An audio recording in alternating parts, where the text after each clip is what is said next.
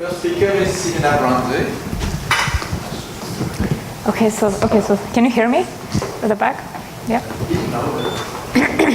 Okay, can you hear me now? Yes. Okay. Okay, so I'll talk about the Nash social welfare for strategic agents, and this is joint work with Vasilis, Gkatzelis, and Ruta, Mehta. So let me start with a basic market setting. So we have a bunch of goods that are brought by sellers to the market. So let's say we have bread and milk and oil and grains and lots of other things. And we have buyers that are interested in purchasing these goods, and they come equipped with money. And the question will be how this exchange takes place. So to be a bit more formal, the model that we are going to look at is that of the Fischer Market. So this is a fundamental model of an economy that was formulated by Fischer in the 19th century. And in this model, we have a set of n buyers and of m divisible goods, which are brought by different sellers. And the buyers will have consumption preferences, which will be given by some valuation function. So for each buyer I, we'll have a valuation VI. And the budget BI, which will represent basically money. So this will be virtual currency that the buyer is willing to exchange in order to acquire the goods. And in this model, so basically the buyers value the goods, and they're willing to give all of their money for acquiring them, but they want to do so in a way that maximizes their utility for the bundle they receive. And the sellers want to sell their goods and get the money instead, so that they can use them later for buying other things they need. So we'll talk about several classes of utilities. So the two basic ones that are representative will be additive and Leontief. So these roughly represent goods that are perfect substitutes and complements. So for additive utilities, this is just your usual intuition. So if we have a bundle xi that player I receives, where xij is the fraction of good j that I get, then the utility of player I for xi will be the sum of xij over vij, where vij is basically a coefficient that indicates the level of interest of player I in good j. And one example of such utilities are, for instance, Pepsi and Coca-Cola. And then we'll have Leontief utilities, which are in some sense more stringent. So here we'll look at the minimum over all the goods j of xij over vij. And the intuition that this captures is that if you need CPU and memory, for instance, and you need 1 unit of CPU and 2 units of memory to run a job, and you have many jobs to run, it doesn't help you if I give you 1 unit of CPU and 10 units of memory. You still can run only one job because of this bottleneck resource. We'll have a much larger class, which is known as constant elasticity of substitution. This captures both additive and Leontief at the extreme. So here we'll have a parameter rho, such that the utility of buyer I for a bundle xi is the sum basically of vij times xij to the rho, and then everything to 1 over rho.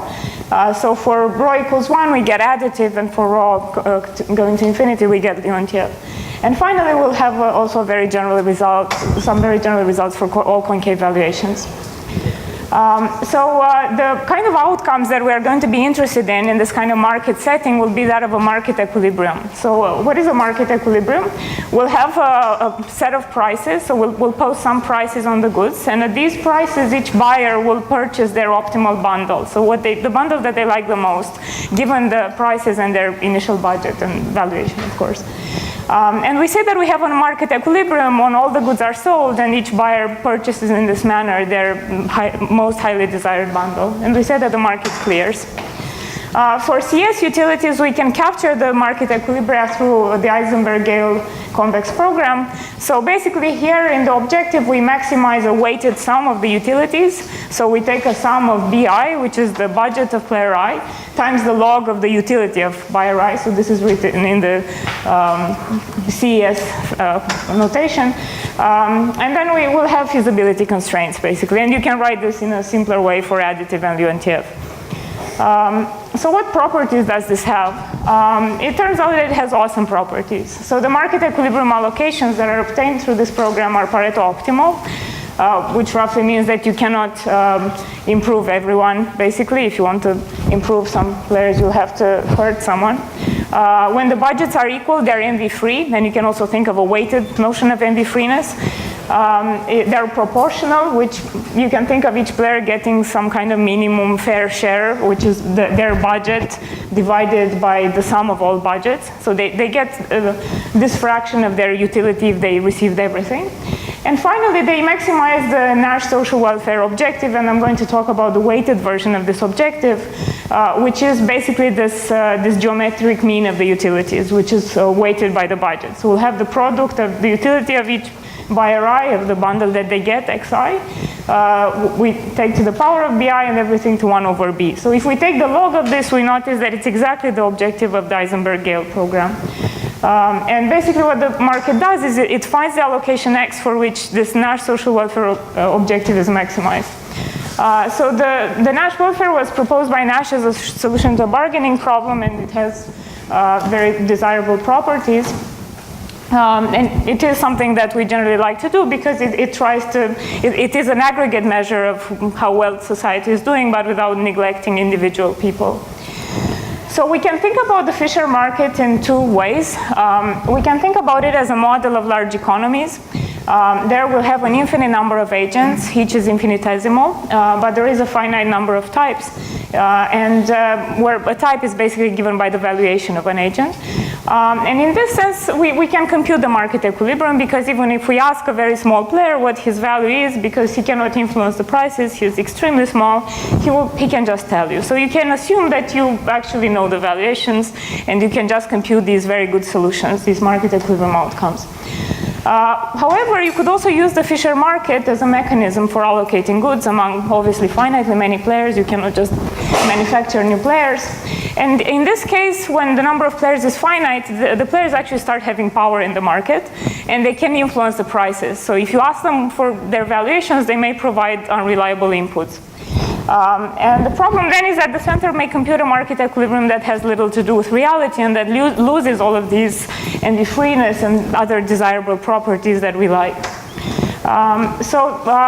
This is just an example of where you could use such a mechanism. So for instance, in an organization, if you have computational resources, like people need to run jobs and maybe they need CPU and RAM, then you could post prices on these goods and you give them some budget and they buy what they need basically.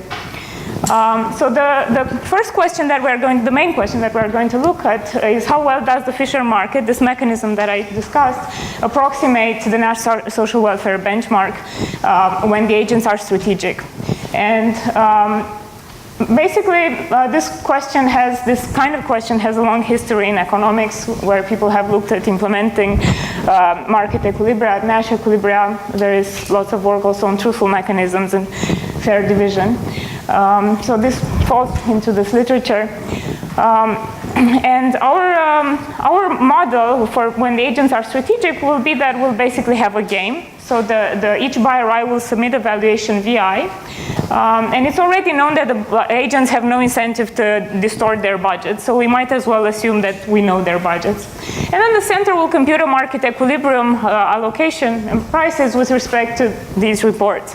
And so this induces a game. And the question is, how good are its outcomes? And we are going to think about Nash equilibrium outcomes.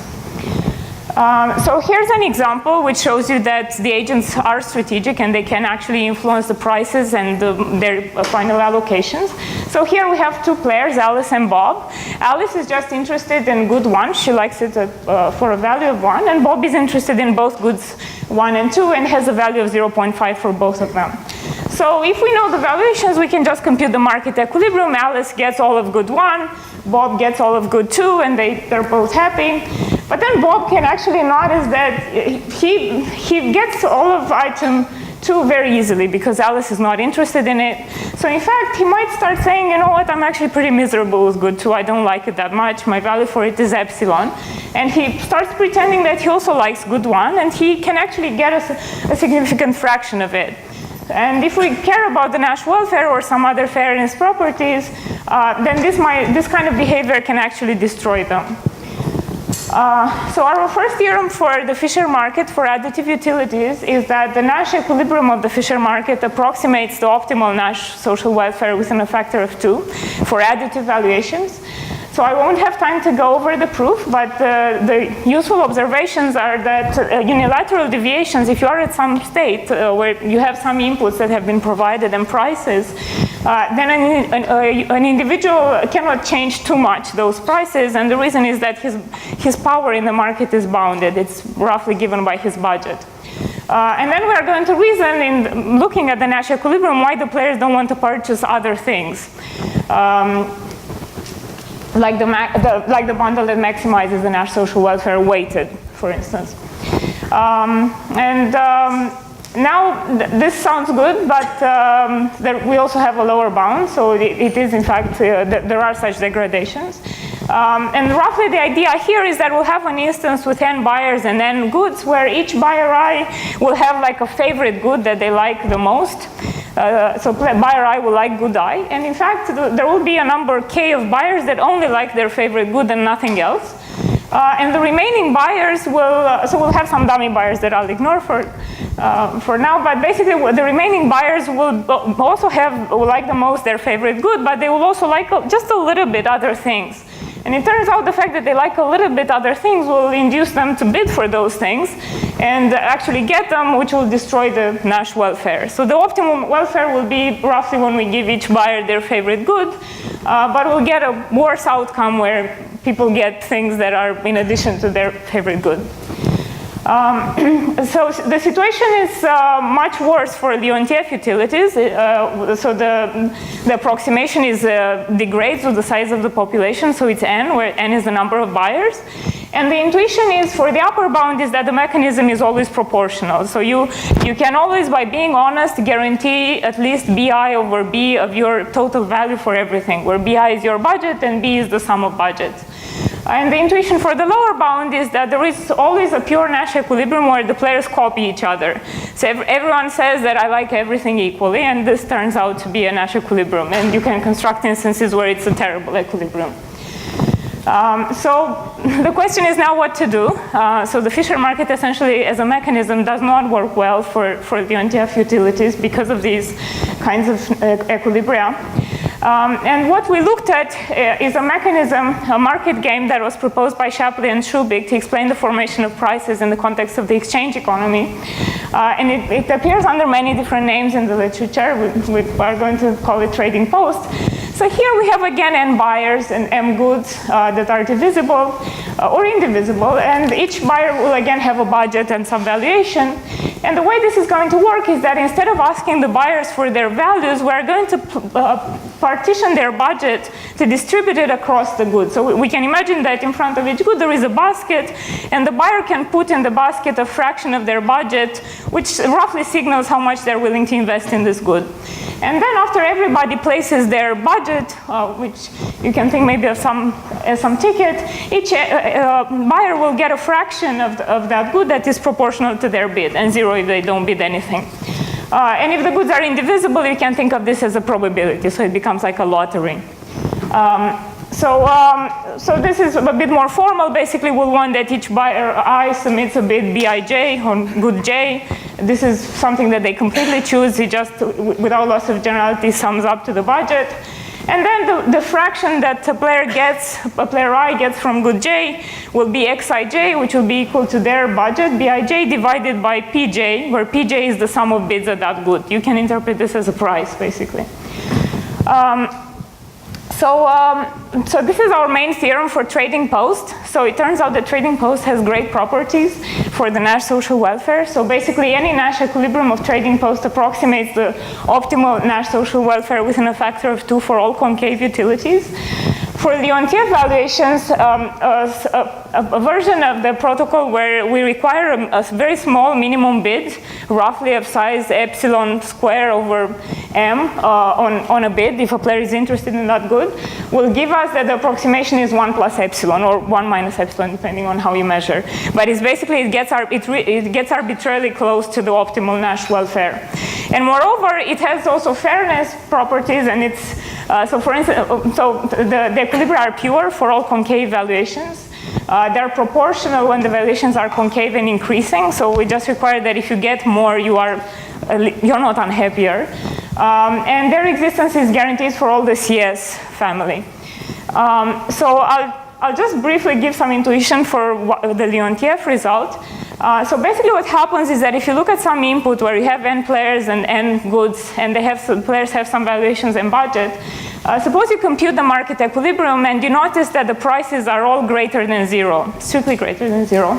Then there is a direct correspondence between the market equilibria and of the Fischer market and the Nash equilibria of trading post. So in this case, the approximation is 1 basically. Like you get all the goods in an equal fraction and you can interpret the price that you pay on a good in the Fischer market as a bid in trading post and vice versa. So this is great. It doesn't always work, and the reason for which it doesn't always work is that it's very easy to construct instances on which the prices may be 0 in the Fischer market. So this is an example. Alice likes both goods equally. She needs them in equal fractions, let's say 0.5. Bob needs the first good a lot more, like he has a 0.9 coefficient for it and 0.1 for good 2. So through a case analysis, you can see that this has 0, the market equilibrium has 0 prices. And the problem then is that if you try to interpret these prices that the players pay for the goods in trading post, when there is a 0 price, then that will tell you to bid 0 on a good, but in trading post you actually lose the good. While in the Fischer market, somehow you still you get allocated even if a good has 0 price. So this is a problem, but this problem is fixable. It depends on the solution concept that you care about. So if you care about epsilon equilibria, then in fact trading post has epsilon equilibria. We were talking about exact equilibria, so then you can require a minimum bid. If you want to bid on an item to enter the competition, you should bid at least some delta on it. And then we get, again, existence of exact equilibria in trading post. In fact, when this minimum bid is small enough, this doesn't destroy too much the good Nash social welfare properties, basically. So basically, then we can also show that for all concave utilities, the equilibria are proportional. So each buyer gets at least bi over b. So let me briefly discuss some remaining questions. There are bounds about the Nash equilibria of the Fischer market with respect to the optimal social welfare. So here I'm referring to the sum of utilities instead of the product. It's open what happens when we compare with respect to the optimum that can be supported in a market equilibrium. The tie breaking is problematic in the Fischer market, so I didn't discuss the details of that, but if you think about the Fischer market as a mechanism for allocating goods, then the market maker may need to know how to break ties for additive utilities, for instance, because there may be a player may be indifferent between many bundles, but you need to know which one to give him, because in the background he has some other preference that you cannot see. So a question is whether there are any epsilon equilibria in the Fischer market with more reasonable tie breaking. And going back to trading post, which is the mechanism that turned out to be the best, there is a question of what happens with dynamics and, for instance, with coarse and correlated equilibria. So thank you.